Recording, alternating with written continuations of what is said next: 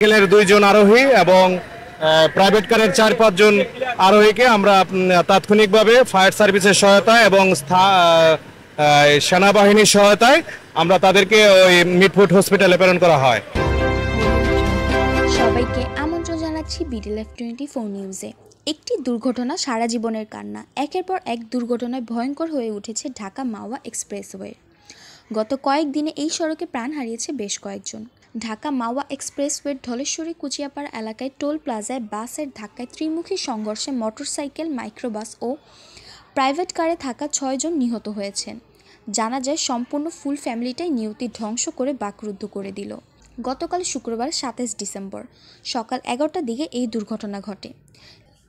নিহতরা হলেন আলেয়া বেগম, বয়স 48 বছর, ইমো বয়স 25 বছর, রিহা বয়স 8 বছর, ছোট শিশু আয়াজ বয়স মাত্র 3 বছর, নিপা বয়স 32 বছর ও আবদুল্লাহ বয়স 7 বছর।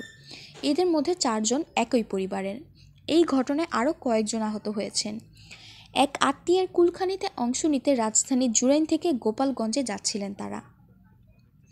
এই সময় ধলেশ্বর কুচিয়াপাড়া এলাকায় টোল প্লাজায় টোল নিতে অপেক্ষারত অবস্থায় পেছন থেকে একটি যাত্রীবাহী বাস বেপরোয়াভাবে দাঁড়িয়ে থাকা মোটরসাইকেল ও প্রাইভেট কারকে ধাক্কা দেয়। এদিকে দুর্ঘটনায় কবলিতদের সেনাবাহিনী, হাইওয়ে পুলিশ ও ফায়ার সার্ভিস তাৎক্ষণিক উপস্থিত হয়ে উদ্ধার করে সতর্কতার সহিত বাসটা গাড়ি চালাচ্ছিল আর কি।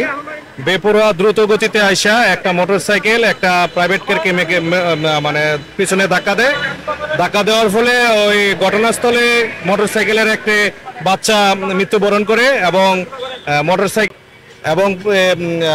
এবং সতর্কমূলক তাদেরকে বলা হচ্ছে যে ওভার স্পিডে গাড়ি চালাবেন না। ওভার স্পিডের গাড়ি চালানোর কারণে এই দুর্ঘটনাগুলা ঘটতেছে এবং ঘন কুয়াশার কারণে রাত্রিবেলায় গাড়ি চালাইলে ঘন কুয়াশার কারণে ওভার স্পিডের কারণে এই সড়ক ইয়াগুলা হচ্ছে আর কি, দুর্ঘটনাগুলা কবলিত হচ্ছে আর কি।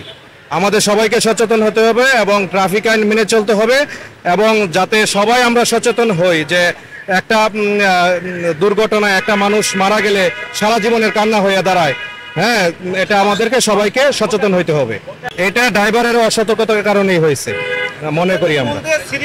মনে করি যে হয়তোবা গাড়ির ত্রুটিও থাকতে পারে, এখন তো কিছু বলা যাচ্ছে না। আমরা এটা তদন্তপূর্বক তারপরে আমরা জানতে পারবো যে কি ঘটনাটা ঘটছিল, সঠিক তদন্তটা পরে আমরা জানতে পারবো। গুরুতর আহতদের মিটফোর্ড হাসপাতালে ভর্তি করে চিকিৎসাধীন।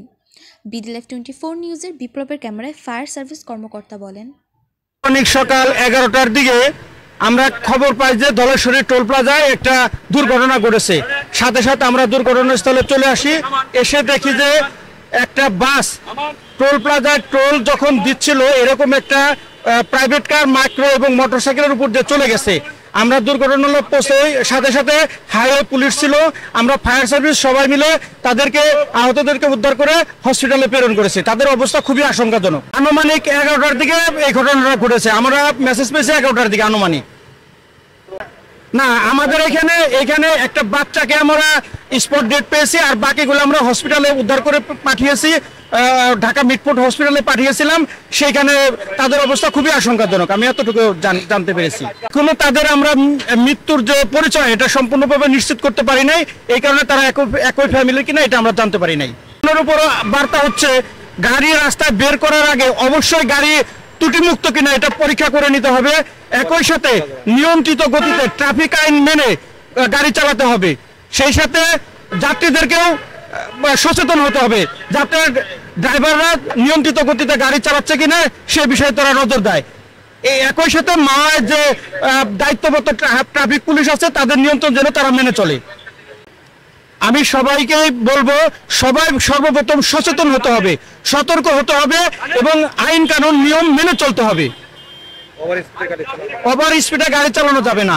আপনারা জানেন যে এই মাওয়ায় সবসময় ঘন কুয়াশার কারণে দুর্ঘটনা হচ্ছে। এই কারণে ঘন কুয়াশায় ফগ লাইট জ্বালিয়ে গাড়ি চালাবেন, নিয়ন্ত্রিত গতিতে গাড়ি চালাবেন, নিয়ম কানুন মেনে চলবেন।